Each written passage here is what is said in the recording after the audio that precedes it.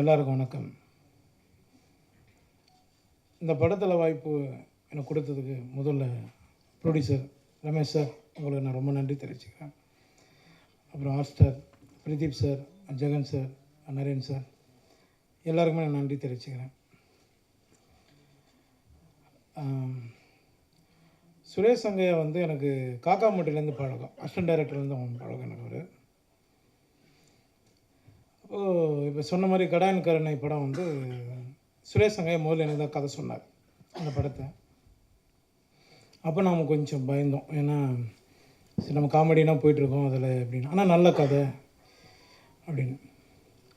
அதில் ஒரு கேரக்டர் சொன்னாப்புல, அதாவது பண்ணலாம். நான் அந்த டைமில் கூப்பிடும்போது என்னால் போக முடியாமல் போயிடுச்சு, சில இடங்கள் கமிட்மெண்ட்டில்.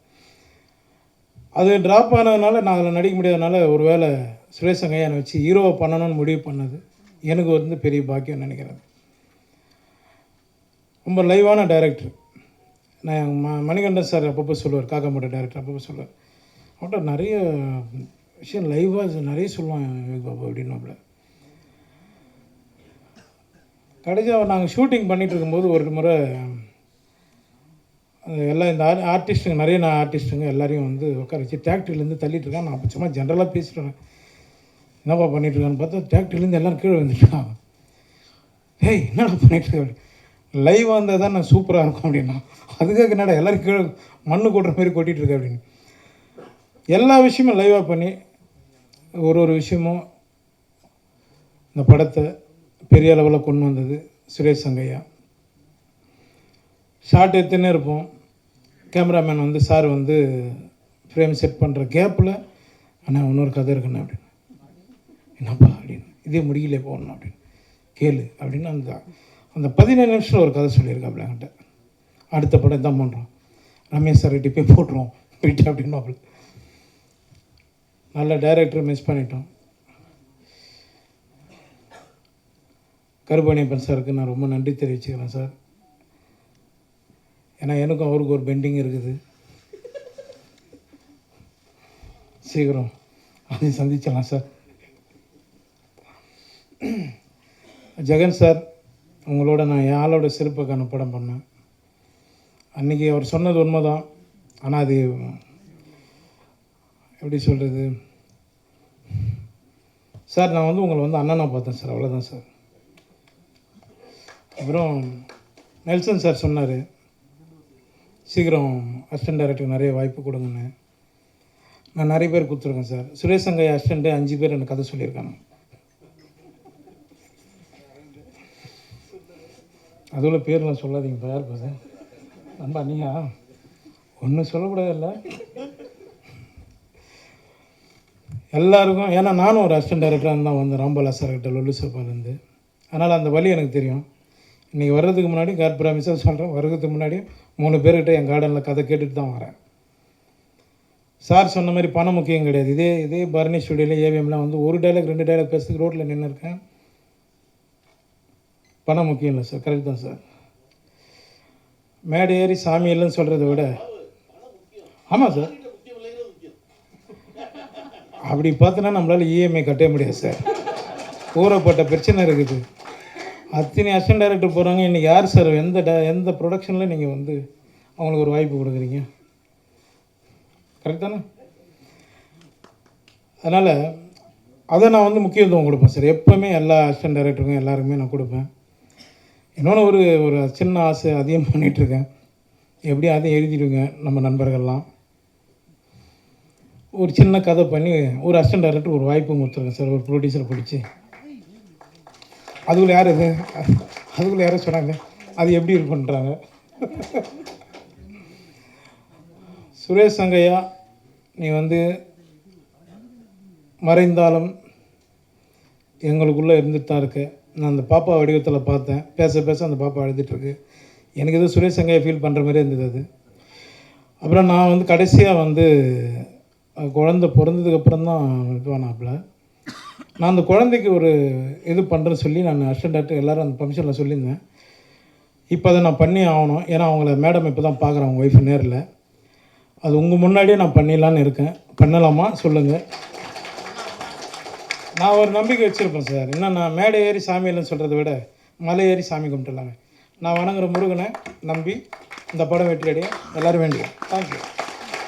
கிணத்த காணும் படத்தின் அறிமுக விழாவிற்கு கலந்து கொள்ள வந்திருக்கும் பத்திரிகையாளர்களும் நண்பர்களையும் வணங்கி மகிழ்கிறேன்.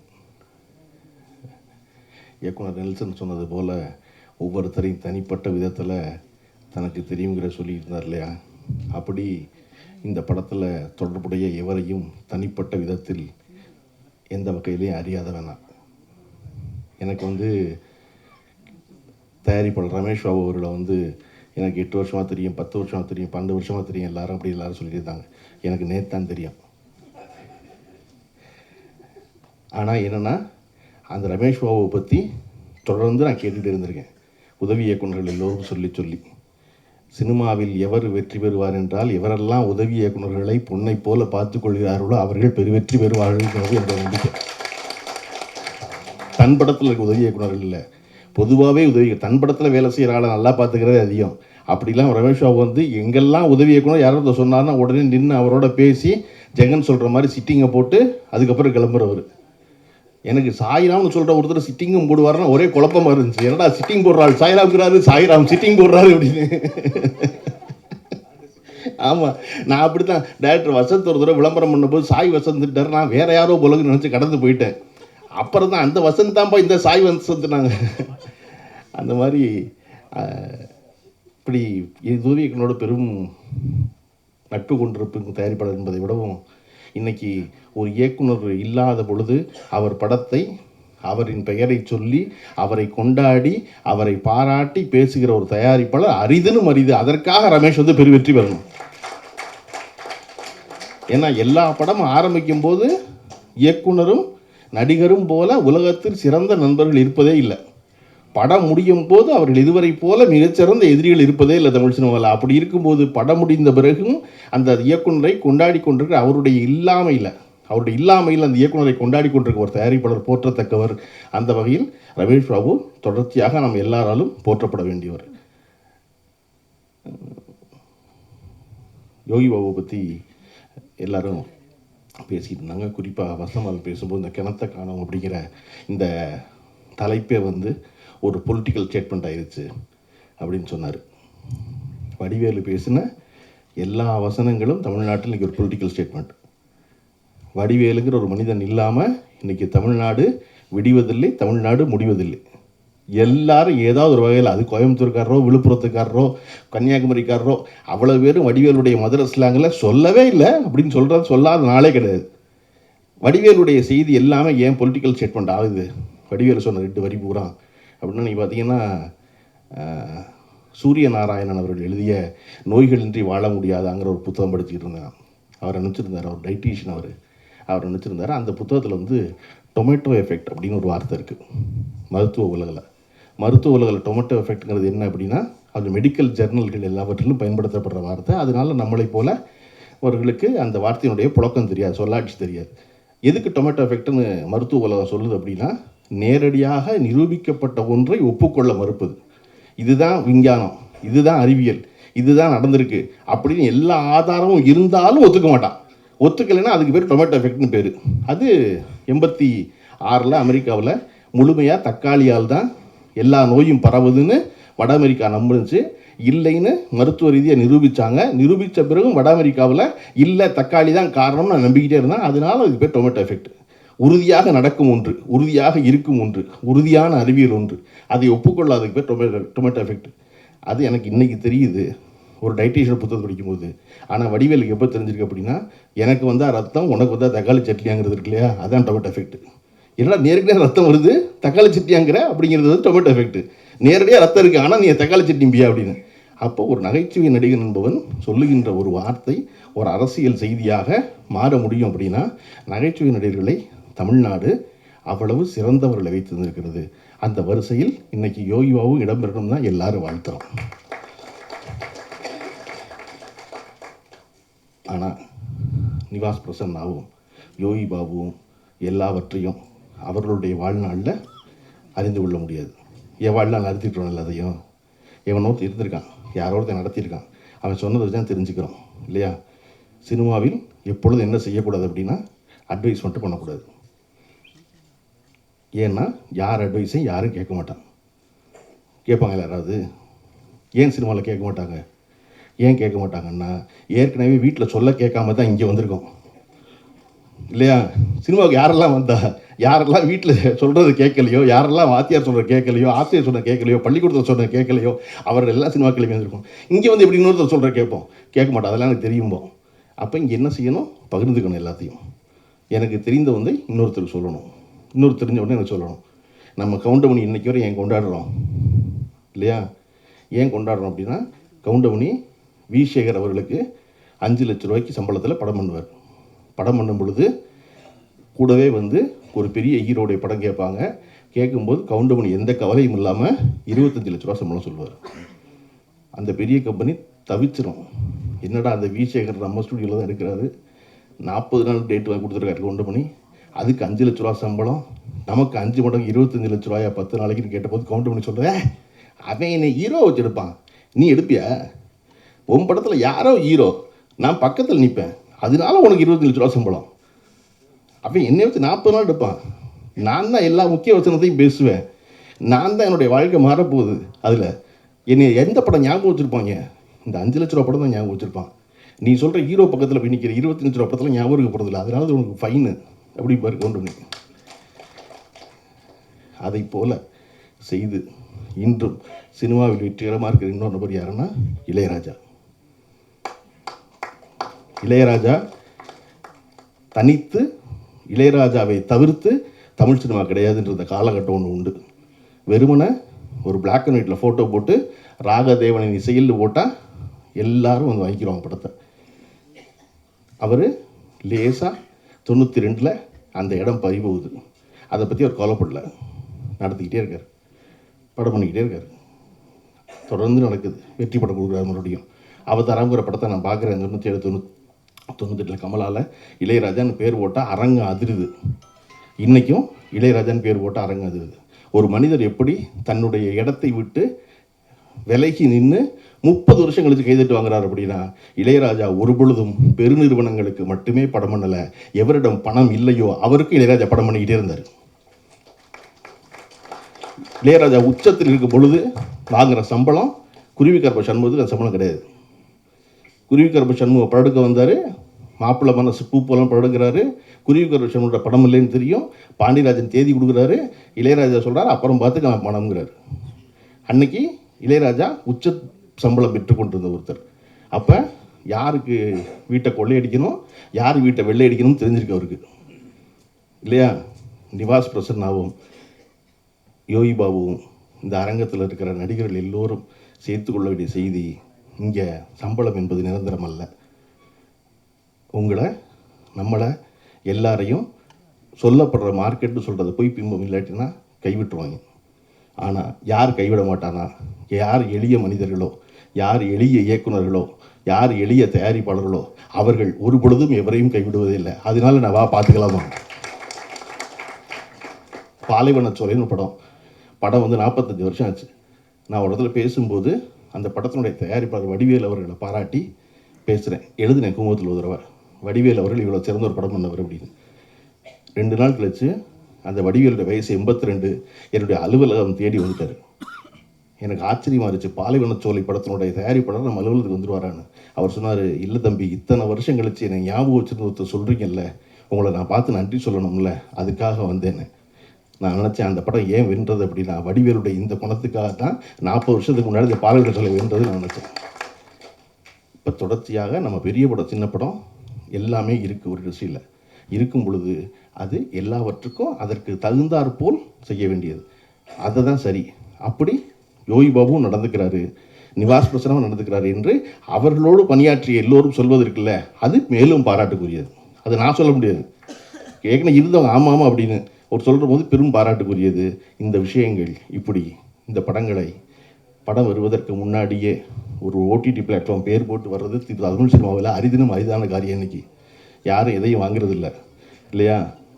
அப்படி ஜியோ ஹாட்ஸ்டார் இந்த படத்தை ஆதரித்து இந்த படத்தை வாங்கி ஒரு ஓடிடி பிளாட்ஃபார்ம் பேரோடு ஒரு சின்ன படம் வருதுங்கிறது ரொம்ப நாள் கழித்து நடக்குது. இப்படி என்ன ஓடிடியில் என்ன முடிவு பண்ணிட்டாங்க அப்படின்னா, நாங்கள் ஏமாறுவோம், ஆனால் பெருசாக தான் ஏமாறுவோம். நாங்கள் மொத்தமாக போய் ஒரு படத்தில் கதாநாயகன் படத்தில் 40 கோடி ரூபாய் இழக்க தயாராக இருப்போம். ஆனால் 4 கோடி ரூபாய்க்கு வாங்கி 1 கோடி ரூபாய் இழக்க தயாராக இருக்க மாட்டுறாங்க. நாங்கள் பெரிய படத்தெல்லாம் ஏமாறுவோம் அப்படின்னு முடிவு பண்ணியிருக்க வைக்கிறவங்க. அதனால நான் சொல்கிறது என்ன நினைப்பேன், ஒன்றும் பிரச்சனை இல்லை. நம்ம தேவர்மோகன் சிவாஜி மாதிரி என்ன நினச்சிக்கணும்னா, இந்த சிஇஓ மாறிடுவார், அடுத்த ஒருத்தன் வருவான், அப்புறம் வருவான், மெதுவாக தான் வருவான், அவசரமாக வரமாட்டான். எனக்கு என்னோட சௌரியம் என்னென்னா, நான் அரசியலில் இருக்கேன்னு நினைக்கிறனால சினிமா பற்றி எது வேணாலும் பேசலாம், சினிமாவில் இருக்கேன்னு நினைக்கிறனால அரசியலை பற்றி எது வேணாலும் பேசலாம். அப்புறம் கொஞ்சம் நேரம் குழப்பமாக என்ன சொல்லுவாங்க எல்லாரும், நீங்கள் ஏங்க இதெல்லாம் போய் பேசுகிறீங்க விட்டாங்க. கூட நான் வரும் பொழுது இங்கே வந்து யார் நான் இல்லை, அவங்க யாருமே இல்லை. 15 வருஷம் கழிச்சு இதில் அவர் சந்தோஷப்படுவார், இவர் சந்தோஷப்படுவார், பேசி தான் போகிறேன். இங்கே நோக்கம் என்னென்னா, சிறந்த படங்கள் ஓடுவது. தாய்க்கிழவிக்கு வந்து பொம்பளைலாம் கூட்டமாக வர்றாங்கன்னு எல்லாம் சொல்லியிருந்தாங்க. நான் சொன்னேன், எல்லா படத்துக்கும் கூட்டமாக வர தயாராக தான் இருக்காங்க. நம்ம தான் வர்றவனை வந்து கையை பிடிச்சி கடிக்கிறவன் வரமாட்டேன். நான் சொல்கிறான், தியேட்டருக்குள்ளே வர்ற 300 பேரும் 2 கையவும் தட்டுறதுக்கு தான் கொண்டு வர்றான், தயாராக தான் இருக்கான். அவனை வச்ச கை மேசி தாங்கியிலேருந்து ஹேண்ட்ரஸ்லேருந்து அந்த கையை எடுக்கக்கூடாமல் பார்த்துக்கணும். நம்ம அவனும் கொஞ்சம் நேரம் பொறுமையாக பார்க்குறான். 10 நிமிஷம் உனக்கு ஒரு வாய்ப்பு இருக்குன்னு. 10 நிமிஷம் கழிச்சதுக்கப்புறம் நம்ம அவனை சோதித்தோம்னா அவன் மெதுவாக பையில் இருக்க ஃபோன் எடுத்து பார்க்க ஆரம்பிக்கிறான். ஏன்னா அந்த திரையை விட இந்த திரை சுவாரஸ்யமாக இருக்குது இல்லையா? எனக்கு வந்து விஜய் மேடமுடைய 15 வருஷம் ஆச்சு நினைக்கிறவங்க மதியான கூட்டம் இன்னும் செவனம்மா ஞாபகத்தில் இருக்குது. எனக்கு முதல்ல அப்படி ஒரு செவனம்மாவை நான் பாரதி ராஜா படத்துலேயே பார்க்கல. ஆனால் பாரதி ராஜா படம் தான் செவனம்மாவுக்கு அடிப்படை. அங்கேருந்து தான் கிளம்பி வந்து அப்போ அந்த படம் இன்றைக்கி எனக்கு மறக்க முடியாத காரணம், நான் எந்த எண்ணத்தோடையும் போகல, சும்மா ஒரு படம் புது டைரக்டர் பார்க்க போவேன்னு போனது. அந்த செவனம்மா எனக்கு 15 வருஷம் கழிச்சு ஞாபகத்தில் இருக்காங்க. அப்படித்தான் ரசிகர்கள் எல்லோருக்கும் சிறந்ததை போற்றுவதற்காக தான் அரங்கத்து வரலாம். கிணத்தை காணும் படத்துடைய ட்ரெய்லர் எனக்கு காமிச்சார், ரொம்ப சிறப்பாக இருந்துச்சு. கவிதாபதி சொன்னார் இல்லையா, தண்ணீர் படத்தை எடுத்த கிராமங்களுக்கெல்லாம் போகணும்னு. தண்ணீர் எடுக்கப்பட்டது இந்த பரணி ஸ்டுடியோவில். அது வந்து விருதுநகர் பக்கத்தில் இருக்க மஞ்சநாயக்கம்பட்டிங்கிற ஊர் தான் அப்போ செய்தியானுச்சு. திரு எம்ஜிஆர் அவர்கள் முதலமைச்சராக இருக்கும்போது தண்ணி இல்லைன்னு அதை அடிப்படையாக வச்சு கோமல் சுவாமிநாதன் எழுதின நாடகத்தை வாங்கி பாலச்சந்தர் படம் பண்ணார். அப்போ அந்த மஞ்சநாயக்கம்பட்டியை வந்து அத்திப்பட்டின்னு பேர் மாற்றி அந்த மஞ்சநாயக்கம்பட்டியில் போய் எடுக்க முடியாது படப்பிடிப்புன்னு அந்த தண்ணீர் முழுமையாக எடுக்கப்பட்டது இந்த பரணி ஸ்டுடியோவில். ஆனால் இன்றைய சினிமா அப்படி இருக்கா அப்படின்னா இல்லை. இன்றைக்கி அந்த இடத்துக்கே போகணும். அதனால தான் இந்த படத்தினுடைய இயக்குனர் வந்து ஒரு மற்ற வீடு இல்லாத வீடு போகணும்னு தேடி, தண்ணி இல்லாத கிராமம் போகணும்னு தேடி அந்த மெனக்கெட்டது இருக்கு இல்லையா, அதுதான் இந்த படத்தை பார்த்த எல்லோரையும் பாராட்ட வைக்கிறது. அது குறித்து உழைப்பு இருக்குல்ல, எது எப்பொழுதுமே உங்களுக்கு பலன் தராமல் போகாது அப்படின்னா உழைப்பு பலன் தராமல் போகவே போகாது. முயற்சி மெய்வருத்த கூலி தரும். எப்போ? தெய்வத்தால் ஆகாதுனாலும். தெய்வத்தால் ஆகாது ஸ்டேட்மெண்ட் முடிஞ்சிருச்சு. வள்ளுவர் சொன்னது தெய்வத்தால். ஐயோ தெய்வத்தாலே ஆகாதா அப்படின்னு டயர்டாயிடக்கூடாது இல்லையா? என்னடா தெய்வமே முடியாதுங்கிறாங்க, தெய்வத்தால் ஆகாது, ஃபுல் ஸ்டாப். அது எனினும் அப்படிங்கிறாரு. கடவுள் கைவிட்டா என்ன? இப்போ நீ முயற்சி பண்ணால் அது மெய் வருத்த கூலி தரும். இந்த படம் அத்தனை பேரும் மெய் வருத்த வேலி பார்த்துருக்காங்க. அதற்கான கூலியை எல்லோருக்கும் வந்து சேரட்டும் என்று வாழ்த்தி விடைபெறுகிறேன். நன்றி, வணக்கம். அனைவருக்கும் இனிய மாலை வணக்கம். ரொம்ப ஆக்சுவலாக நேற்று தாய்க்கிழவி படம் பார்த்தேன். ரொம்ப நெகிழ்ச்சியாக இருந்துச்சு. மேடை முழுக்க அவ்வளோ ஒரு அந்த தேட்டர் முழுக்க பார்க்குறப்ப அவ்வளோ பெண்கள் மொத்தமாக திரண்டு வந்து ஒரு திரையரங்கத்தில் வந்து ஒரு திரைப்படங்களை கொண்டாடுறத பார்க்குறப்ப ரொம்ப மகிழ்ச்சியாக இருக்குது. எத்தனை மீடியா வந்தாலும் திரையரங்கம்ங்கிற ஒரு அமைப்பு யாராலும் அழிச்சிட முடியாது அப்படின்னு ரொம்ப அந்த திரையரங்கத்தை பார்க்குறப்ப ரொம்ப மகிழ்ச்சியாக இருந்துச்சு.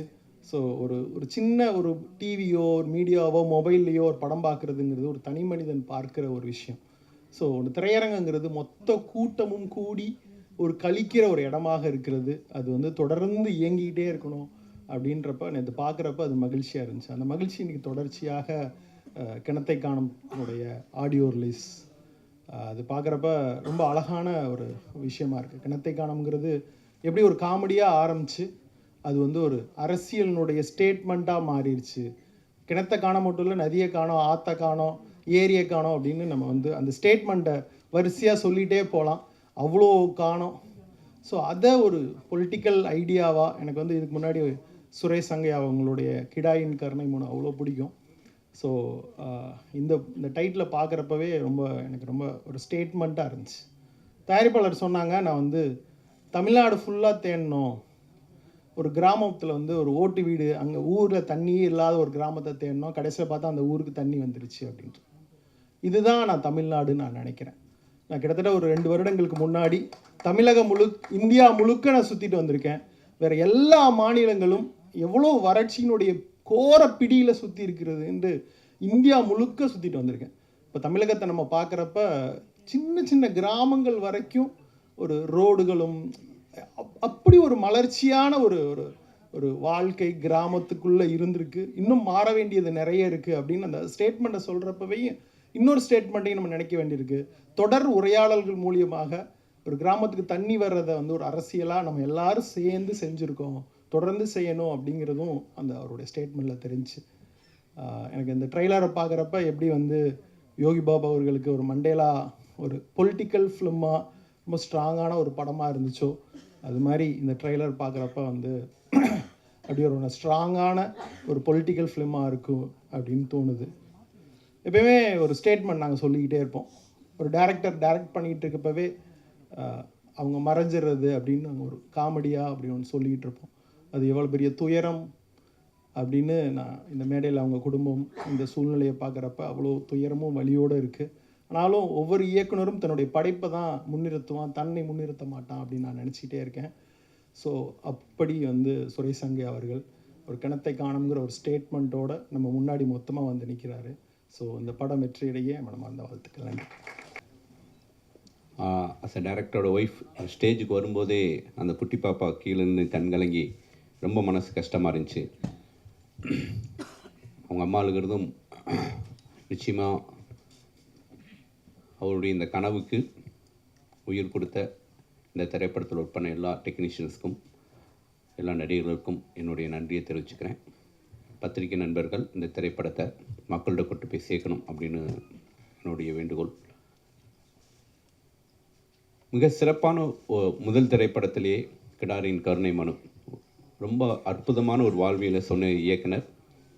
இந்த திரைப்படம் கதை தெரியலைனாலும் இந்த திரைப்படத்துடைய ஒர்க் பண்ண எல்லாரும் சொல்லும்போது நிச்சயமாக இந்த திரைப்படமும் ஒரு வாழ்வியல் சம்மந்தப்பட்ட அதுக்குள்ளே இருக்கக்கூடிய அரசியலை தெளிவாக சொல்லியிருப்பான்னு நான் நம்புகிறேன். இந்த படத்துடைய ப்ரொடியூசர் பாபு சாருக்கு என்னுடைய வாழ்த்துக்கள். முதல் திரைப்படம். நான் ட்ரீம் வாரியர்ஸ் பிரபுவாக இருக்கட்டும், பிரகாஷாக இருக்கட்டும், நான் மகானில் நான் வந்து படம் பண்ணிகிட்டு இருக்கும்போது அவங்க கோ ப்ரொடியூசர்ஸாக இருந்தாங்க. ஸோ அப்போ இருந்து பிரபு பிரகாஷ் 2 பேரும் எனக்கு தெரியும். அதுக்கு முன்னாடி இருந்து அமல்ராஜ் என்னுடைய நண்பர், அவர் எனக்கு ரொம்ப நல்லா தெரியும். அவர் இந்த திரைப்படத்தில் ஒரு கோ ப்ரொடியூசராக ஒரு லைன் ப்ரொடியூசராக ஒர்க் பண்ணியிருக்காரு. ரொம்ப ரொம்ப மகிழ்ச்சியாக இருக்குது. ஸோ அதை முதல்ல ஷேர் பண்ணிக்கிறேன். பிரபு, பிரகாஷ், பாபு சார் 3 பேர்கிட்டையும் அப்ளிகேஷன் நிச்சயமாக அமல்ராஜுக்கு ஒரு படம் கொடுக்கணும். ரொம்ப ரொம்ப மகிழ்ச்சி. இந்த திரைப்படம் மிகப்பெரிய வெற்றி அடையும். அதுக்கு தான் வர சொன்னேன், அப்படி சொல்லி பேப்பர் எழுதி கொடுத்தா அப்படி இல்லைங்க, அப்படிலாம் மேடையெல்லாம் பேசணுங்க, அப்போ தானுங்க ஏதாவது நடக்கும். ஸோ அண்ணன் அதுக்கு தான் பழனியப்பண்ணா அதுக்கு தான் வந்திருப்பார்னு நினைக்கிறேன். ஸோ ரொம்ப மகிழ்ச்சியாக இருக்குது. இந்த திரைப்படம் எல்லார் மத்தியிலையும் கொண்டு போய் சேருங்க. இந்த திரைப்படத்துடைய ஹீரோ யோகி பாபு என்னென்னா, ஒரு சின்ன தயாரிப்பாளர்களுக்கு ஒரு ஹீரோ, அதுவும் வந்து ஒரு நம்பிக்கையான ஒரு பட்ஜெட்டில் படம் பண்ணால் அது பிஸ்னஸ் ஆகக்கூடிய ஒரு ஹீரோ அப்படின்னா யோகி பாபு தான். அது வந்து நல்ல கதைகளை தேர்ந்தெடுத்து பண்ணிகிட்டே இருக்கார். ஸோ யோகி பாபுக்கு என்னுடைய மனமார்ந்த வாழ்த்துக்கள், நன்றிகள். இந்த திரைப்படத்தில் வந்து நிவாஸ் வந்து எனக்கு வந்து ரொம்ப பிடிக்கும். ரொம்ப பிடிக்கும்னா அவருடைய ரீரெக்கார்டிங்க்கு பெரிய ஃபேன் நான். இந்த திரைப்படத்திற்கு அவர் இசையமைச்சிருக்காருங்கும்போது ரொம்ப ரொம்ப மகிழ்ச்சியாக இருக்குது. சின்ன திரைப்படம் பெரிய திரைப்படம்னு வித்தியாசம் இல்லாமல் எல்லா திரைப்படங்களையும் ஒரே மாதிரி கையாளுறாரு. அவருக்கு என்னுடைய பாராட்டுகளையும் நன்றியும் தெரிவிச்சுக்கிறேன். இந்த திரைப்படத்தில் லவ்லி நிறைய டைம் வந்து நாங்கள் ஒர்க் பண்ணணும்னு நினச்சி மிஸ் ஆகிட்டே இருக்குது. லவ்லி ஸ்க்ரீனில் பார்க்கும்போது ரொம்ப சந்தோஷமாக இருக்குது. லவ்லி வந்து எல்லாம் இருக்குது, வீட்டில் எல்லாம் இருக்குது. பணமாக இருக்கட்டும், அன்பாக இருக்கட்டும் எல்லாமே இருக்குது. சினிமாங்கிற ஒரே ஒரு பேஷனுக்காக மட்டுமே சினிமாவில் வந்து அப்படி ஒரு கிராமத்து பொண்ணா மூஞ்சியில் வந்து கருப்பெல்லாம் பூசிக்கிட்டு முழுக்க முழுக்க பேஷன் தான். ஸோ லவ்லிக்கு என்னுடைய வாழ்த்துக்களை தெரிவிச்சுக்கிறேன். இந்த திரைப்படம் பெரிய வெற்றி அடையணும். இந்த திரைப்படத்தை இந்த வெற்றியின் மூலமாக ஒரு சின்ன ஆறுதல் இயக்குனருடைய குடும்பத்துக்கு கிடைக்கணும் அப்படின்னு எல்லாம் வல்ல இறைவனை வேண்டிக்கிறேன். Thank you so much. ரேச்சல் வந்து எப்படியாவது அவரை வந்து சேவ் பண்ணிடணும்னு நிறைய முயற்சி பண்ணியிருக்காங்க. ட்ரிப்ஸ் போடுவார், ஷார்ட் எடுப்பார், ட்ரிப்ஸ் போடுவார், ஷார்ட் எடுப்பார். அவர் யோகி பாபு சார் அவர் மேலே எடுத்துகிட்ட கேரிங்கு இதெல்லாம் பார்க்கும்போது ஒரு டைரக்டரை வந்து ஒரு ஆக்ட்ரஸாக வந்து எவ்வளோ கேர் பண்ணியிருந்தாங்க அப்படின்றது வந்து இந்த ஷூட்டிங் ஸ்பாட்டில் பார்க்க முடிஞ்சுது. ஸோ அவரை மிஸ் பண்ணது வந்து ஒரு பெரிய இழப்பு தான் அது. அஃப்கோர்ஸ் அவர் வந்து இல்லைனாலும் ஒரு மிகச்சிறந்த படைப்பை இங்கே விட்டுட்டு போயிருக்காரு அப்படின்னு தான் சொல்லணும். கிணத்துக்கானம் வந்து அரசியல் ரீதியாகவும் சரி, நம்மளோட பண்பாடு கலாச்சாரமாகவும் சரி, இதை ரொம்ப ஆழமாக இந்த படம் பேசும் அப்படின்னு நான் நம்புகிறேன் நான். ஏன்னா அவ்வளோ ஒரு பிரமாதமான ஒரு ஸ்க்ரீன் ப்ளே இதுக்குள்ளே இருக்கும். அதை வந்து இன்னும் ரொம்ப நெருக்கமாக கொண்டு போய் சேர்த்ததில் வந்து அவர் இசையமைப்பாளர் நிவாஸ் கே பிரசன்னாவோட பங்கு மிகப்பெரிய ஒரு பங்கு அது இருக்கும். இந்த படத்தில் வந்து நான் எல்லாருக்கும் ஒரு ஆசை இருக்கும்ல, அது நிஜமாகவே நான் ரொம்ப ஹானஸ்ட்டாக சொல்கிறேன். யோகி பாபு சார் கூட ஒரு படம் நடிக்கணும் அப்படின்னு நான் நினச்சிட்டு இருந்த ஒரு பெரிய ஆசை தான்.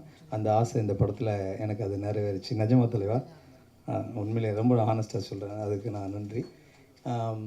இந்த படம் வந்து தயாரிப்பாளரும் சரி, பாக்ஸ் ஆஃபீஸ் அவர் ஜெகன் சாரும் சரி, இதுக்கு முன்னாடி ரொம்ப முக்கியமாக இன்னொரு விஷயத்த சொல்லணும்னா நரன் சார் பர்டிகுலராக ரைட்டர். அவர் இந்த படத்தோட ஈபி, ஹாட் ஸ்டாரோட ஈபி. அவர் வந்து இந்த படத்தையும் இந்த திரைக்கதையும் சொல்லிக்கிட்டே இருப்பார் தொடர்ந்து. ஒரு ரைட்டர் இந்த கதையை திரும்ப திரும்ப சொல்கிறது இருக்குல்ல, அது வந்து ரொம்ப ரொம்ப ஆச்சரியமான ஒன்று தான். அது நரன் சார் தொடர்ந்து சொல்லிகிட்டே இருப்பார். தலைவர் அது வந்து ரொம்ப இம்பேக்ட் பண்ணோம், அது ரொம்ப ஃப்ரெஷ்ஷாக இருக்கும் இந்த படம் அப்படின்னு. ஸோ ஹாட் ஸ்டார் வந்து ரொம்ப முக்கியமான படங்கள்லாம் திரைக்கதையெல்லாம் வந்து சூஸ் பண்ணுவாங்க. ஸோ அதில் இது வந்து ரொம்ப முக்கியமான ஒரு திரைக்கதை இது. ஸோ இந்த படம் நிச்சயமாக வந்து ஒரு பெரிய இம்பேக்டை கொடுக்கும்னு நான் நம்புகிறேன். எல்லாருக்கும் வாழ்த்துக்கள். முக்கியமாக வந்து இந்த அசிஸ்டன்ட் டைரக்டர்ஸ் இருக்காங்களே, ஸோ அவங்களோட உழைப்பு வந்து டைரக்டர் இல்லை, அதுக்கப்புறம் இந்த இடம் ரொம்ப ஒரு மாதிரி வெற்றிடமும் ஆகும். பட் அந்த வெற்றிடத்தை வந்து ரொம்ப சரியாக ஃபில்ஃபில் பண்ணது வந்து இந்த உதவி இயக்குனர்கள் தான். ஸோ அவங்களோட உழைப்பு வந்து ரொம்ப பெருசு. மகிழ்ச்சிங்க, வாழ்த்துக்கள். அனைவருக்கும் வணக்கம். இவ்வளோவெல்லாம் பாராட்டி சொன்னோன்னே வேறு யாரையோ கூப்பிட்றாங்கன்னு நினச்சேன் நான். அது எனக்குன்னு நினைக்கல. இந்த படத்தினுடைய ஒவ்வொரு ஃப்ரேமிலும் வாழ்ந்து கொண்டிருக்கிற இயக்குனர் சுரேஷ் சங்கை அவருக்கு என் வணக்கம்.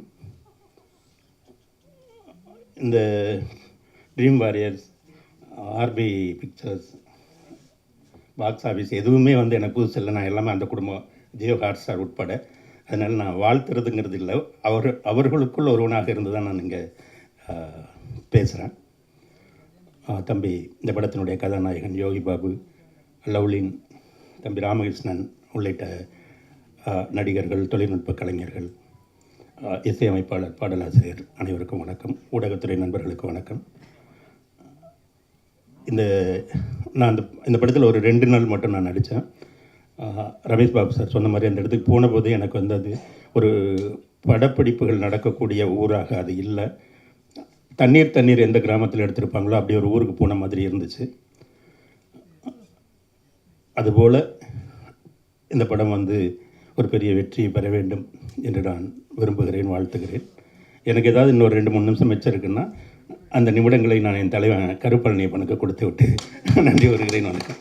சுரேஷ் சங்கையா வந்து எனக்கு கிடாயின் கருணை மனு படம் முடிஞ்சதுக்கப்புறம் எனக்கு அவர்கிட்ட பேசணும்னு தோணுச்சு. தமிழ் சினிமாவில் வந்த மிகச்சிறந்த ஒரு பொலிட்டிக்கல் ஃபிலிம், ஒரு ரூரல் காமெடி அப்படின்னு சொன்னால் நான் கிடாயின் கருணை மனுவை சொல்லுவேன். நான் ஏன் இந்த மேடையில் இதை தைரியமாக சொல்கிறேன்னா, நான் இதுக்கு முன்னாடி பல இடங்களில் என் நண்பர்கள்கிட்ட பல சூழலில் இந்த படம் வந்ததுலேருந்து தமிழ் வெளிவந்த மிகச்சிறந்த படங்களில் ஒரு படமாக அந்த படத்தை என்னுடைய ஃபேவரட் லிஸ்ட்டில் நான் எப்போவுமே என்னுடைய நண்பர்கள்கிட்ட சொல்லியிருக்கேன். அப்படி தான் எனக்கு சுரேஷ் சங்கையா முதல்ல பழக்கம். ஜார்ஜ் மரியம் சார் கூட வந்து இன்றைக்கி அவர் ஒரு மிகப்பெரிய நடிகராக இருக்கிறாரு. ஆனால் அந்த படம் ஆரம்பிக்கும் போது இன்றைக்கி இருக்கிற அளவுக்கு அவருக்கு பாப்புலாரிட்டி அன்றைக்கி இல்லை. பட் அந்த கதையில் வந்து நடிச்சிருந்த விதார்த் சாரும் சரி, இல்லை அவரும் சரி, ஒரு ஃபென்டாஸ்டிக் பெர்ஃபார்மன்ஸை கொடுத்துருந்தாங்க. அந்த படத்தை பார்த்துட்டு எனக்கு அந்த இயக்குனரை தேடி அவர்கிட்ட பேசணும்னு தோணுச்சு. அவரை தேடி அவரோட பேசி ஒரு குறுகிய காலம் நாங்கள் அவரோட டச்சில் இருந்தேன்.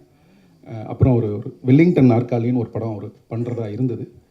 அது ஒரு ரொம்ப இன்ட்ரெஸ்டிங்கான ஒரு கதை. நானும் அந்த படம் எப்படியாவது திரைக்கு வர முடியுமான்னு என்னால் முடிஞ்ச அளவுக்கு ஒரு சிறு ஹெல்ப் நான் அதில் புஷ் பண்ண ட்ரை பண்ணோம். பட் அது கை கூடலை.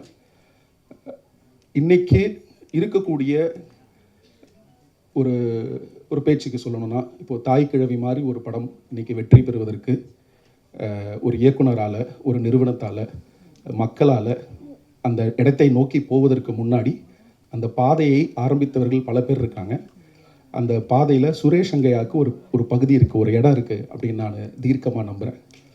ஏன்னா ஒரு கிடாயின் கருணை மனு நீங்கள் இன்றைக்கி போய் பார்த்தாலும் சரி, நிச்சயமாக பாருங்கள். அன்றைக்கி அது ஒரு கார்ப்பரேட் நிறுவனம் அதை வெளியிட்டாங்க. அதை சரியாக வெளியிடலை, சரியாக அந்த படத்தை ப்ரொமோட் பண்ணலை, அதற்கு உரிய தியேட்டர்ஸ் அந்த படத்துக்கு கிடைக்கல.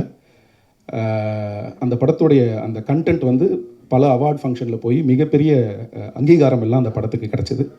இருந்தும் சுரேஷ் அங்கையாவுக்கு கிடைக்க வேண்டிய போதுமான அங்கீகாரமும், அவரோட கதைகளுக்கு தேவைப்பட்ட நாயகர்களோ நாயகிகளோ இல்லை பட்ஜெட்டோ இந்த தமிழ் சினிமா அவரை கம்ஃபர்டபுளாக வச்சுக்கக்கூடிய சூழலிருந்தும் முடியாமல் அவர் ஒரு பெரிய போராட்டத்துக்கு அப்புறம் தான் சத்திய சோதனை பண்ணார். அதுக்கு மேலே அவர் பண்ண இந்த கிணத்த காணமும் ஒரு பெரிய போராட்டத்துக்கு அப்புறம் தான் நடந்தது. அதனால் சுரேஷ், உங்களுடைய படம் இன்றைக்கி இந்த அரங்கில் எல்லார் முன்னாடியும் திரையேறுது. உங்களுக்கு கொடுக்கக்கூடிய மரியாதையாக இந்த படத்தினுடைய வெற்றியும், இங்கே இருக்கக்கூடிய ஒவ்வொருத்தரும் இது வெறும் ஒரு திரை ஆடியோ லான்ச்சில் ஒரு ரிலீஸ் நிகழ்வாக பார்க்காம, ஒரு நல்ல படைப்பாளி, ஒரு நல்ல மனுஷன், தன்னுடைய கடைசி நொடி வரைக்கும் சினிமாவுடைய நேசித்து ஒரு அன்போட பழகிய ஒரு மனிதனுக்கு செலுத்தக்கூடிய மரியாதையாக நம்ம இதை பார்க்கணும். ஒரு மிஸ் பண்ண ஆப்பர்ச்சுனிட்டிக்கான ஒரு வேல்யூவை நம்ம இந்த இடத்துல கிரியேட் பண்ணி தரணும் அப்படின்னு சொல்லிட்டு உங்கள் இருக்கிற எல்லாருக்கிட்டையும் நான் சுரேஷ் சார்பாக கேட்டுக்கிறேன். Producer sir Ramesh Babu sir, அவர் எனக்கு கிட்டத்தட்ட ஒரு 8-9 வருஷமாக தெரியும். ரொம்ப குறைவான வார்த்தைகள்லாம் பேசுவார். அவர் தயாரிக்கும் படங்கள், அவர் எந்த கதைகள் சார்ந்து இயங்குறாருன்னு பார்த்தா, எல்லா கதைகள்லையுமே ஒரு நல்ல ரசனையும், ஒரு நல்ல ரூரல் ஃப்ளேவரும், ஒரு ஏர்தன் ஸ்டோரியும் ப்ரெசென்ட் பண்ணணும் அப்படிங்கிற ஒரு இன்டென்ட் நான் அவர்கிட்ட பார்க்குறேன். சார் அதிகமாக பேச மாட்டார். அவர் காலையில் கூப்பிட்டதும், எனக்கு உண்மையிலே இன்றைக்கி சுரேஷோட படம் ரிலீஸ் ஆகுதுன்னு எனக்கு தெரியாது. பட் அவர் கூப்பிட்டதும் நான் முதல்ல எனக்கு நன்றி சொல்லிட்டது என்னென்னா, ஒருவேளை இந்த ஈவெண்ட்டுக்கு அவர் கூப்பிடாமல் போயிருந்தால், நான் வராமல் போயிருந்தால் நான் அதை ரொம்ப மிஸ் பண்ணியிருப்பேன், ரொம்ப மிஸ் பண்ணியிருப்பேன். அதனால் என்னை கூப்பிட்டதுக்கு ரொம்ப நன்றி சார். யோகி பாபு சார், சுருக்கமாக தான் சொல்லணும். நீங்கள் ஒரு நல்ல உங்கள் நண்பர் ரமேஷ் திலக் எனக்கு நெருங்கிய நண்பர், நிறைய சொல்லியிருக்காரு. நீங்கள் காமெடியனாக நிறைய படங்கள் பண்ணுறீங்க, நிறைய சம்பாதிக்கணும், பெரிய பெரிய ஹீரோட ஒர்க் பண்ணுங்கள், தெலுங்கு தமிழ்லாம் போங்க, பிரச்சனை இல்லை. எங்களை மாதிரி தமிழ் சினிமா இயக்குநர்களுக்கு இங்கே ஹீரோக்கள் கிடைப்பதில்லை. அதனால் நீங்கள் ஹீரோவாக இன்னும் நிறைய படங்கள் பண்ணணும், நிறைய இயக்குநர்களுக்கு வாய்ப்பளிக்கணும், இன்னும் நிறைய மடோன் அஸ்வினும் சுரேஷ் அங்கையாவும் உருவாகணும். அதனால் நீங்கள் இந்த படம் பண்ணதுக்கு எங்களுக்கு நன்றி. ஏன்னா இந்த படம் அமையலைன்னா இன்றைக்காவது இந்த படம் வெளிவந்திருக்குமான்னு தெரியாது, சுரேஷோட கதை. அதனால் நன்றிங்கய்யா, நிறைய படம் உங்களுக்கு பண்ணுங்க. நான் ஒரு நாள் கூத்துக்கு முதல்ல கதை சொன்ன music director Nivas K Prasanna. அவருக்கு ஞாபகம் இருக்குமான்னு தெரில, இஸ்பஹானி சென்டரில் ஒரு சிசிடியில் கதை சொன்னேன். I think he came in a white Polo car, if I'm not wrong. எனக்கு நிவாஸோட மியூசிக் ரொம்ப பிடிக்கும்.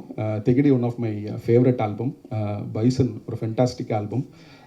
இன்றைக்கி நம்ம நிறைய பேர் இசை பண்ண வந்துட்டாங்க தமிழ் சினிமாவில். அதில் ப்ராப்பரான கம்போசர்ஸ் அப்படின்னு பார்த்தீங்கன்னா ரொம்ப குறைவான ஆட்கள் தான் இருக்காங்க. அதில் நிவாஸ் ஒரு மிகவும் திறமையான, இந்த தமிழ் சினிமா மறந்து மீண்டும் நிவாஸுக்கு உரிய அங்கீகாரையும் இடத்தையும் கொடுக்கும்போது எனக்கு பார்க்க ரொம்ப சந்தோஷமாக இருக்குது. அதை நிவாஸை பார்க்கும்போது ஒரு வாட்டி சொல்லியிருக்கேன், சீக்கிரம் ஏதாவது பண்ணணும், நிவாஸோட ஒர்க் பண்ணணுன்னு எனக்கு ரொம்ப ஆசை. அதனால் அது நடக்கும் அப்படின்னு நான் நம்புகிறேன். லவ்லின் எனக்கு விஜய் மேமுடைய டாக்டராக தான் தெரியும். அப்புறம் நான் அவங்களோட இன்ஸ்டாகிராம் ப்ரொஃபைல் பார்க்குறேன். லவ்லின் நடித்து நான் அயலி பார்த்துருக்கேன், இன்னும் நிறைய விஷயங்கள் நான் பார்க்கல. லவ்லின் ஒரு ஃபென்டாஸ்டிக்கான டேலண்ட். அவங்கக்கிட்ட கேமராவையும் ஸ்க்ரீன் ஸ்பேஸையும் ஹேண்டில் பண்ணுறதுக்கான ஒரு நல்ல பக்குவம் இருக்குது. More than her as an actor, but அவங்க ஒரு பர்சனாக, அவங்க அம்மா விஜய் மேம் கூட டிஎன்எல்ல ஒர்க் பண்ணியிருக்காங்க, நிறைய சொல்லியிருக்காங்க, பல விஷயங்கள் சொல்லியிருக்காங்க. ஸோ உங்களுடைய மனசுக்காகவும் உங்களுடைய அந்த குணத்துக்காகவும் உங்களுடைய உயரம் இன்னும் பல மடங்கு கூறும். அதுக்குடைய ஆரம்ப பகுதியை தான் நான் பார்க்குறேன். We have talked about it a lot. So டெஃபினட்டாக இன்னும் நிறைய உயரம் லவ்லின் அடைவாங்க. தமிழ் சினிமாவில் கண்கள் அழகான நடிகைகள் அப்படின்னு சொல்லி ஒரு லிஸ்ட்டு தான், சின்ன லிஸ்ட்டு தான் இருக்குது. அந்த லிஸ்ட்டில் வந்து லவ்லினுக்கு ஒரு முக்கியமான இடம் இருக்குது அப்படின்னு நான் நினைக்கிறேன். ஸோ உங்களுடைய இந்த படத்துக்கு வாழ்த்துக்கள். ஒரு ஒரு சினிமா வெளியில் வர்றதுக்கு முன்னாடி இன்றைக்கி இயக்குனர்களோட சூழல் எப்படி இருக்குன்னா, ஒரு நல்ல கடலில் பயங்கரமான கடல் கொந்தளிப்பு இருக்கும்போது ஒரு படகையோ இல்லை ஒரு மரக்கட்டையோ இல்லை ஒரு பாட்டிலையோ போட்டிங்கன்னா அந்த பாட்டிலோ அந்த மரக்கட்டையோ எப்படி அல்லோலப்படும் அலங்கோலப்படும் என்பதற்கு இன்றைக்கி இருக்கக்கூடிய தமிழ் சினிமா சூழலும் அதில் ஒரு இயக்குனருடைய போராட்டமும் அப்படி தான் எனக்கு பார்க்க தோணுது. அந்த பொருள் ஏதாவது ஒரு இடத்துல வந்து கரை சேரும்போது அதை கரை ஏற்றுறதுக்கோ இல்லை அதை எடுத்து ஒரு பொருளாக பயன்படுத்துறதுக்கோ இல்லை அந்த பொருளை எடுத்து இது இருக்குது அப்படின்னு வந்து உலகத்துக்கு சொல்கிறதுக்கோ நிறைய கைகள் தேவைப்படுது.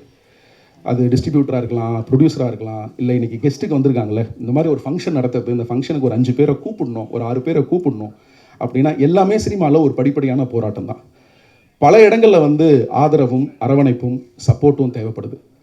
அப்படி இருக்கும்போது ஒருத்தருடைய படம் அவர் இன்னைக்கு இல்லை, அவருடைய குடும்பத்தின் முன்னாடி இத்தனை பேர் வந்து நம்ம கூடியிருக்கிறோம், அவருக்கான உரிய மரியாதையை நம்ம செலுத்துகிறோம். இன்னும் வந்து இந்த படம் பெரிய வெற்றியும் ஒரு பெரிய ரீச்சையும் வெளியில் போய் சுரேஷ் அங்கையாவுடைய முந்தைய படங்களை தேடி நிறைய பேர் பார்க்கணும் அப்படிங்கிற எண்ணம் நம்ம எல்லார்கிட்டையுமே இருக்குது.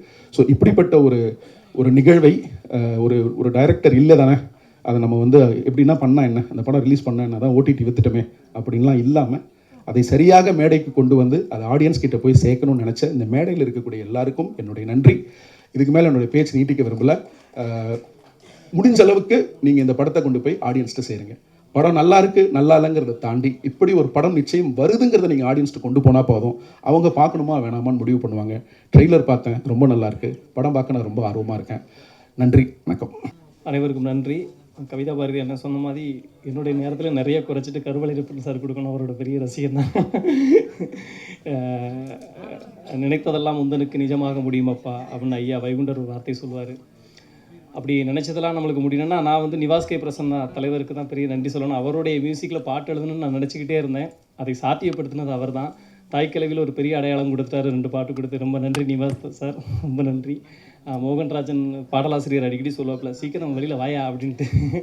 இப்போ தான் தலைவர் கண்ணில் பட்டிருக்கேன், நம்ம அப்படியே ஒன்று ஒன்றா நடந்துன்னு நினைக்கிறேன்.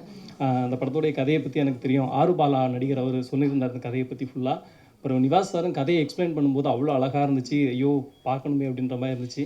அதாவது மிஸ்கின் சார் ஒரு முறை சொல்லியிருந்தார், அதாவது கலைஞனுக்கு அழிவே கிடையாது அப்படின்ட்டு. சுரேஷ் சந்திர சார் இன்றைக்கி நம்மளுக்கு சுரேஷ் சங்கையா சார் வந்து உருவமாக இல்லாட்டாலும் நிச்சயமாக அவருடைய ஆன்மா அங்கே தான் சுற்றிக்கிட்டே இருக்கும். அவருடைய படைப்புக்கு எந்நாளும் அழிவே கிடையாது என்பதில் மாற்று கருத்தை இல்லை. இப்படி ஒரு முக்கியமான ஒரு படத்தில் ஒரு நல்ல பங்காற்றிருக்கேன் அப்படின்றது வந்து ரொம்ப ரொம்ப சந்தோஷமாக இருக்குது. யோகி பாபு அண்ணனுடைய ஒரு படத்தில் ஈபியாக இருந்தேன், இப்போ இந்த படத்துக்கு நான் பாடலாசிரியராக இருக்கிறது ரொம்ப மகிழ்ச்சியாக இருக்குது. யோகி பாபு அண்ணனுடைய வளர்ச்சியும் வெற்றியும் வந்து என்னை மாதிரி எளிய பிள்ளைகளுக்கு ஒரு பெரிய நம்பிக்கை. அதனால் அன்னை பெருசாக ஜெயிக்க ரொம்ப சந்தோஷமாகவே இருக்கும். ரொம்ப நன்றிண்ணே. அப்புறம் தயாரிப்பாளர் சார் உள்பட அனைவருக்கும் அன்பும் நன்றியும். நிச்சயமாக இந்த படம், அதாவது மீடியா வந்து சின்ன படத்தை கொண்டாடுவாங்க, நல்ல படத்தை கண்டிப்பாக கொண்டாடுவாங்க என்பதுக்கு நிறைய படங்கள் சாட்சியாக இருக்குது. இப்போ சமீபத்தில் உள்ள தாய்க்கிழவியும் சாட்சி, நிறைய சாட்சி இருக்குது. அந்த சாட்சியில் ஒரு முக்கியமான சாட்சியாக இந்த கிணத்தை காணவிருக்கும் சகோதரி ரேச்சல் அவர்களுக்கு நன்றி. உங்கள்கிட்ட கொஞ்சம் பேசணும், டைம் கொடுங்க. ரேச்சல் அவர்கள் முதற்கொண்டு அனைவருக்கும் அன்பும் நன்றியும். நன்றி, வணக்கம். அனைவருக்கும் வணக்கம். இந்த படத்தில் நான் ஒரு பாட்டு எழுதியிருக்கேன், அதுக்கு காரணம் வந்து இசையமைப்பாளர் நிவாஸ் கே பிரசன்னா. ரொம்ப நன்றி நண்பா. எனக்கு வந்து நிவாஸ் கே பிரசன்னோட இது ஒரு 6வது படமா 7வது படமான்னு தெரில. நிறைய அவரோட நான் பாடல் பணிபுரிஞ்சதில் ரொம்ப ஹாப்பி. சாரி. இந்த ஸ்டேஜுக்கு வந்ததுக்கப்புறம் என்னோடய கிளாஸ்மேட்டு வந்து ஜெகன் லைலாவில் வந்து மீடியா ஆர்ட்ஸ் நாங்கள் பண்ணோம். நீ என்னடா இங்கே பண்ணுற அப்படின்னு நான் கேட்கும்போது எனக்கு பக்கத்தில் கவிதா பாரதி தான் சொன்னார், இந்த படத்தோட ஒன் ஆஃப் த ப்ரொடியூசர் அப்படின்னு. எனக்கு ரொம்ப ரொம்ப ஹாப்பி ஜெகன். இந்த படத்தில் நானும் வந்து ஒரு பாடலாசிரியர், அதுவும் எனக்கு தெரியாமல் நீ வந்து ஒரு ப்ரொடியூசர்னு எனக்கு ரொம்ப ஹாப்பியாக இருக்குது. அது என் கிளாஸ்மேட்டுக்கும் போது ரொம்ப ஹாப்பி. யோகி பாபு சார், நம்ம டூரிஸ்ட் ஃபேமிலி வந்து பெரிய ஹிட் படமாக அமைஞ்சுது. இந்த படமும் வந்து ஒரு பெரிய வெற்றி படமாக அமையும் நம்பிக்கை இருக்குது எனக்கு. நீங்கள் சின்ன சின்ன படங்களுக்கு கொடுக்குற ஒரு பெரிய நம்பிக்கை. லாஸ்ட் மந்த் ரிலீஸ் ஆன என்னோட வித் லவ் பெரிய ஹிட் ஆச்சு. அதுக்கப்புறம் இந்த படமும் ஒரு பெரிய ஒரு நம்பிக்கை கொடுத்துருக்கு. இயக்குனர் வந்து பார்த்திங்கன்னா, நான் நேரில் அவரை பார்க்கல, ஃபோனில் தான் வந்து சுச்சுவேஷன் சொன்னார். லிரிக்ஸ் எல்லாம் ஓகே பண்ணதுக்கப்புறம் ஒரு 2-3 நாளுக்கு அப்புறம் மீட் பண்ணலாம் அப்படிங்கும்போது இந்த மாதிரி ஒரு நியூஸ் வந்துச்சு. ரொம்ப கஷ்டமாக இருந்தது. கண்டிப்பாக சார் உங்களை நான் நேரில் மீட் பண்ணலனாலும் உங்களுடைய படத்தோட வெற்றி வந்து கண்டிப்பாக நேரில் நாங்கள் பார்ப்போம். இது ஒரு பெரிய வெற்றி படமாக இருக்கும். நன்றி. அனைவருக்கும் மாலை வணக்கம். நெல்சன் சார் சொன்னதை வந்து நான் அப்படியே வழிமொழிகிறேன்.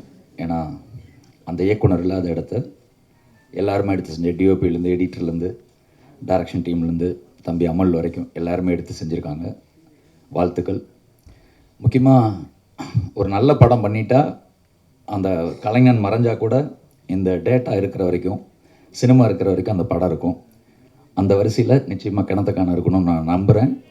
ஏன்னா எனக்கு வந்து பாபா நான் பயங்கர உஷாரான ஆள், அமைதியாக இருப்பார், நான் பயங்கர உஷாரான ஆள். அவர் பலகாதாசன் ரைட்டரே இருக்காது, அவ்வளோ பேரோட சிட்டிங் போடுவார். ஆனால் ஒரு ப்ரொடக்ஷன் இறங்குறப்போ ஒரு கரெக்டான கதையை சூஸ் பண்ணியிருக்காருன்னா அப்போ வந்து அந்த கதையோட வேல்யூ தான் அது. ஸோ கிணத்துக்கானம் வந்து நிச்சயமாக நல்ல படமாக இருக்கும். கிடாயும் கருணை மனுவை விட அது சிறந்த படமாக இருக்கும்னு நம்புகிறேன் நான். அப்புறம் வந்து நடிச்சிருக்கிற எல்லாருமே வந்து திறமைசாலிங்க. என் வீட்டு குழந்தை தான் அது, ரோஸ்லின். ஸோ சாய்ராம் வந்து எல்லாருமே திறமைசாலி. சொல்ல வேணால் நான் வந்து சாய்ராமோட பரம ரசிகன் நான். அது நீங்கள் ரொம்ப பெருமையாக சொல்லிக்குவேன். அவர் வந்து எல்லோரும் காமெடியனாக பிடிக்குமா, என்ன எப்படி எவ்வளோ தூரம் காமெடியாக பிடிக்குமோ அதை விட அவரோட பர்ஃபார்மன்ஸ் எனக்கு ரொம்ப பிடிக்கும். மண்டேலா மாலி இந்த படமும் வந்து மிகப்பெரிய ஒரு படமாக அமையணும் அவருக்கு. வாழ்த்துக்கள். பிரசன்னா சார் ரொம்ப நல்லா இருந்துச்சு. அந்த மெலோடி சாங் பார்த்த சாங்கு ரொம்ப நல்லா இருந்தது. ஸோ இந்த திரைப்படம் யோகி சாரம். நான் வந்து எப்படி சொல்வேன்னா, நான் சாய்ராம்னு அவரை கூப்பிடுவேன். ஏன் கூப்பிடுவேன்னா, நான் வந்து தெய்வத்தை வந்து நேராக பார்க்க முடியாது, மனிதர் உருவத்தை பார்ப்பேன். அந்த மாதிரி அவர் வந்து நல்ல ஆக்டர் மட்டும் இல்லை, வெரி குட் ஹியூமன் பீயிங். உதவுறதில்ல இந்த படத்துக்கு, இந்த ப்ரொடியூசருக்கு மட்டும் இல்லை, நிறையா பேருக்கு. அதாவது பணம் கொடுக்குற ப்ரொடியூசர்கிட்ட வாங்கிப்பார், பணம் இல்லாத கம்மியாக கொடுக்குற ப்ரொடியூசர்ட்டையும் அதே ஹானஸ்ட்டாக ஒபே பண்ணி அதே ஒத்துழைப்பு கொடுப்பாரு. அப்படி நான் நிறைய இடத்துல அவரை பார்த்துருக்கேன். ஏன்னா நான் அந்த மாதிரி அவர்கிட்ட நிறைய உதவி வாங்கியிருக்கேன். நான் ஒரு படத்துக்கு போய் கேட்டப்போ உங்கள்கிட்ட எவ்வளோ இருக்குன்னு கேட்டார் என்கிட்ட. அவர் சம்பளம் கேட்கல, எவ்வளோ கொடுக்க முடியும்னு கேட்டார். நான் சொன்ன ஒரு அமௌண்ட், அதுலேருந்து 2 லட்ச ரூபாய் கம்மியாக வாங்கிட்டார். ஸோ அப்படி ஒரு பெரிய மனிதநேயம் உள்ள மனிதர். அதுக்காக தான் நான் அவரை சாய்ராம்னு கூப்பிடுவேன். ஏன்னா நான் அப்படி தான் பார்க்குறேன் மனிதர்களை. நன்றி நன்றி நன்றி. திரைப்படம் மாபெரும் வெற்றியடை. வாழ்த்துக்கள். Love you. பத்திரிகை துறை, ஊடகத்துறை நண்பர்கள் அனைவருக்கும் மாலை வணக்கம். கிணத்த காணும் படத்தோட டைட்டில் வடிவேலு சாரோட டயலாக்லேருந்து உருவான தழுவலில் இருக்கும். அந்த மாதிரியான ஒரு டைட்டிலில் யோகி பாபு சார் லீடில் பண்ணுறது வந்து ரொம்ப விசேஷமான ஒரு காம்பினேஷன். இதனோட ஜானரே வந்து வெரி இன்ட்ரெஸ்டிங், காமெடி ட்ராமா. இன்றைக்கி ஊர் சார்ந்த திரைப்படங்களுக்கு முன்னுரிமை கொடுத்து இன்றைக்கி மக்கள் பெருந்திரளாக வந்து பார்த்துட்ருக்காங்க. தாய்க்கிழவி முதல் கொண்டு, தாய்க்கிழவி அபாரமான ஒரு பிளாக் பஸ்டர் ரன்னில் இருக்குது. கிட்டத்தட்ட அந்த ஒரு கட்டமைப்பு, அதனோட ஊர் சாயலில் உருவான திரைப்படம் தான் கிணத்த காணும். முதல்ல இதனுடைய producers RB talkies Ramesh Babu அண்ணா, box office studio Jagan sir, உங்கள் எல்லாத்துக்கும் என்னுடைய வாழ்த்துக்களையும் வணக்கத்தையும் தெரிவிச்சுக்கிறேன். இது டைரக்டர் சுரேஷ் அங்கையா நம்மளில் தான் இருக்கார், இங்கே தான் இருக்கார். எனக்கு அவரோட முதல் நாள் பூஜையிலேருந்து பார்த்திங்கன்னா சிவகுமார் சார் ஒரு ஆனந்த கண்ணீர்லேருந்து அந்த ஒரு அருமையான ஒரு தருணம், அந்த மாதிரி ஒரு பூஜையில் ஆரம்பித்து அகரமில் இருந்து ஆரம்பித்து வந்த படம் இது. அதுக்கு முன்னாடி நிறையா ஹோம்ஒர்க்ஸ் பண்ணாங்க இந்த படத்துக்கு. நிறையா ஹோம்ஒர்க்னால் கம்ப்ளீட்டாக ரிகார்ட்ஸ் பண்ணி படத்துக்கு என்ன தேவையோ அதுக்கு உண்டான எல்லா மேன்ஷிப்பும் பண்ணி தான் இந்த படம் ஆக்சுவலான ஷூட்டிங்கே போனாங்க. இந்த மாதிரியான ஒரு திரைப்படம் வந்து இவ்வளோ எஃபோர்ட்டான சரியான ஒரு சின்சியாரிட்டியில் பண்ணுறப்போ அந்த படம் வந்து கண்டிப்பாக மக்களை சென்றடையும். அதில் உறுதியாக உங்கள் சார்பில் எல்லாத்தோட சார்பிலையும் எனக்கு அந்த நம்பிக்கை இருக்குது. இந்த படத்துக்காக அவங்க தேர்ந்தெடுத்த களமே ரொம்ப புதிது. அந்த கதையை, அந்த களத்தை பற்றி நம்ம பேசுவோம். அதுக்கு முன்னாடி இப்போது ஒரு டைரக்டரை வந்து அதாவது அவரோட சப்போர்ட் பண்ணுறதுக்காகவோ இல்லை அவருக்காக நம்ம வந்திருக்கும் அத்தனை நல்லுள்ளங்களுக்கும், மனிதம் சார்ந்த அத்தனை நல்லுள்ளங்களுக்கும் முதல்ல நன்றி. மேடையில் வந்திருக்கும் Vasanthabalan sir, Nelson sir, Ramakrishnan sir, அப்புறம் கருப்பழனியப்பன் சார், இவங்க எல்லாருக்கும் என்னோடய Tamil director Tamil sir, Jegan sir, இவங்க எல்லாத்துக்கும் என்னுடைய முதல் நன்றியை தெரிவித்துக் கொள்கிறேன். அதுக்கப்புறம் இந்த படத்தில் நடித்த யோகி பாபு சார், யோகி பாபு சாரோட ஃபேன் இன்றைக்கி இந்த என்டையர் அரங்கம் தமிழ்நாடு முழுக்க அவரோட ஃபேன்ஸ் தான். ஏன்னா வந்து ஒரு காமெடிங்கிறது அவ்வளோ பெரிய மருந்து. அதை வந்து அவரோட நடிப்பாற்றலின் மூலம், திறமையின் மூலமாக இன்றைக்கி இருக்கிற எவ்வளவோ காம்படிஷனாக இருக்கட்டும், எவ்வளோ பெரிய திறமைகள் இருந்தும் அவரோட தனித்துவமான நடிப்பில் அவரோட பொசிஷனிங் பண்ணி வந்திருக்கார். அவருக்கு என்னுடைய வணக்கத்தையும் வாழ்த்துக்களையும் தெரிவித்துக் கொள்கிறேன். லவ்லின், உங்களோட ப்ரெசன்ஸ் அருமையாக இருக்குது இந்த படத்தில். பாரதி சார் மற்றும் அனைத்து நடிகர்களுக்கும் வணக்கத்தை தெரிவித்துக் கொள்கிறேன். இந்த ஈவெண்ட்டுக்கு வந்து ஊர் மக்கள் எல்லோரும் வந்திருக்கீங்க, அதுவே ஒரு பெரிய விசேஷமாக இருக்குது. முதல்ல உங்கள் எல்லாருக்கும் என்னோடய வணக்கத்தை தெரிவித்துக் கொள்கிறேன். நீங்கள் ரொம்ப தூரத்துலேருந்து ட்ராவல் பண்ணி இந்த ஈவெண்ட்டுக்காக வந்திருக்கீங்க. இது அகைன் திரும்பியும் நம்ம கூட இருக்கும் சுரேஷ் சாருக்காக நீங்கள் வந்திருக்கீங்கிறது எனக்கு தெரியுது. அது இல்லாமல் உங்களுடைய பங்களிப்பு இந்த படத்துக்கு ரொம்ப முக்கியம். இந்த திரைப்படத்தின் கதைக்களத்தை பற்றி நான் சொல்லணும்னு நினைக்கிறேன். இன்றைக்கி முக்கியமாக நடந்துட்டு இருக்கிற மிடில் ஈஸ்டில் நடக்கிற வார் பார்த்திங்கன்னா, கண்ட்ரிக்கு கண்ட்ரி சண்டை நடக்குது. இந்த சண்டைக்கும் இந்த கதைக்கும் என்ன சம்மந்தம்னு பார்த்திங்கன்னா, இதனோட மையக்கரு வந்து இங்கே தான் இருக்குது. இப்போ தனி மனிதர் சண்டை அப்படின்னு சொல்லி பார்க்குறப்போ என்ன ஆகுனா, தனி மனிதர் வந்து அவங்கவுங்களுக்குள்ளே ஆர்கியூமெண்ட் பண்ணிப்பாங்க, அவங்க சண்டை பண்ணிப்பாங்க, அவங்களுக்குள்ள சுமூகமான ஒரு தீர்வை நோக்கி போவாங்க. அதே ஒரு மிகைப்படுத்தலான ஒரு சினாரியோவில் மக்களுக்கு எல்லாத்துக்கும் சேர்ந்து ஒரு ப்ராப்ளம் வரப்போ வந்து ஒரு ஊரோ அல்லது ஒரு நாடோ சேர்ந்து தான் அதுக்கு ப்ரொடெக்ஷன் கொடுக்கணும். அந்த மாதிரியான இந்த ஊருக்கு ஒரு காமனான ஒரு ப்ராப்ளம், அந்த ப்ராப்ளம்க்கு என்ன சொல்யூஷன் அப்படிங்கிறது தான் இந்த திரைப்படம். இந்த திரைப்படத்தை வந்து இவங்க கையாண்டிருக்கிற முறை ரொம்ப முக்கியம். ஏன்னா டைரக்டர்ஸ் தான் இன்றைக்கி வந்து மக்களுடைய பிரதிபலிப்பாகவும் இருக்காங்க, மக்களுக்கு என்ன கருத்து சொல்லணும்னு நினைக்கிறாங்களோ அவங்களோட பிரதிபலிப்பாக இருக்காங்க. அதில் சுரேஷ் சங்கையா எடுத்துக்கொண்ட ஒரு ஜானர் வந்து காமெடி ட்ராமா. ஸோ இது ஒரு ரொம்ப வித்தியாசமான ட்ரீட்மெண்ட், ஆனால் ரொம்ப உண்மையான ட்ரீட்மெண்ட். நீங்கள் ட்ரெய்லரில் பார்த்துருக்கிற காட்சிகள் எல்லாமே பார்த்திங்கன்னா தத்ரூபமாக நடந்த காட்சிகள். இப்போது இந்த மாதிரியான ஒரு பேக்கிங்கில் RB talkies, then box office studio, hot star, இந்த மாதிரியான ஒரு இவ்வளோ பெரிய பேக்கிங்கில் வரப்போ சுரேஷ் சங்கையா சார் வந்து ஈஸியாக ஒரு பெரிய பொருட்செலவுலையோ இல்லை வந்து வேறு ஒரு கதைக்களத்தை நோக்கியோ போயிருக்கலாம். ஆனால் அதை அவர் பண்ணலை. அவருக்கு தெரிஞ்ச சினிமா, உண்மையான சினிமா எங்கே இருக்குது அப்படிங்கிறதுனுடைய கருவில் தான் அவர் இருந்தார். அந்த ஊரில் இருக்கிற ஒரு முக்கியமான ஒரு ப்ராப்ளம், அந்த ப்ராப்ளத்தை எப்படி சொல்லலாம், அந்த ப்ராப்ளம் எப்படி எடுத்துகிட்டு போனாங்க, அதுக்கு உண்டான தீர்வு என்ன அப்படிங்கிறது தான். இப்போ இந்த மாதிரியான ஒரு சுச்சுவேஷனை அவங்க இப்படி சுமூகமாக தீர்த்துக்க முடியும், ரொம்ப காமெடியாகவும் ஜாவியலாகவும் எடுத்துக்க முடியும் அப்படிங்கிறது தான் இந்த திரைப்படம். இந்த திரைப்படம் கண்டிப்பாக மக்களிடையே சென்றடையும், உறுதியாக இதுக்குண்டான அங்கீகாரம் கிடைக்கும். வாழ்த்து வந்திருக்கும் அனைத்து நல்லுள்ளங்களுக்கும் என்னுடைய மனமார்ந்த நன்றிகள். பிரசன்ட் மீடியா, நீங்கள் எங்களுக்கு கண்டினியூஸாக சப்போர்ட் பண்ணிகிட்டு இருக்கீங்க. இந்த படத்தை நீங்கள் கண்டிப்பாக அங்கீகரிப்பீங்க, கண்டிப்பாக உங்களோட சப்போர்ட் இருக்கும்னு நான் நம்புகிறேன். வாய்ப்பளித்தமைக்கு நன்றி, வணக்கம், தேங்க்யூ. ஓகே, கிணத்து காணும். ஃபர்ஸ்ட்லி இது ரொம்ப ஸ்பெஷலான படம் எனக்கு. இது அயலிக்கு அப்புறம் இந்த வாய்ப்பு கிடச்சிச்சு. அண்ட் சுரேஷ் சங்கையா சார் இன்னைக்கு ரொம்ப எமோஷனாக இருக்கேன். ஏன்னா firstly to C his wife and his daughter ரொம்ப ஃபீல் பண்ணுறேன். ஏன்னா it was his dream project and sir நிறையா ஹார்ட் ஒர்க் பண்ணாங்க. And even in his time of his illness he was still working really hard. And firstly, Ramesh sir and Jagan sir, thank you for being such an amazing producer. Hotstar for backing up, Box Office Studio for backing such a good content film. Yogi Babu sir, you are a wonderful co-star to me. நீங்கள் ரொம்ப humble, கிரவுண்டடான star and என்ன மாதிரி aspiring ஆக்டர்ஸ்க்கு ஒரு true inspiration. Nivas, I saw the movie and what beautiful background music and song. And congratulations for Bison and Thai Kaluvi and wishing you all the success. A character ஒரு ரொம்ப simple பப்ளியான character. And Suresh Sangaiah sir first narrate பண்ணும் போது சொன்னாங்க, you have to know how to ride the bike. நான் சும்மா ஆமாம் sir I know how to ride the bike சொன்னேன். ஏன்னா if I said no I would lose the role.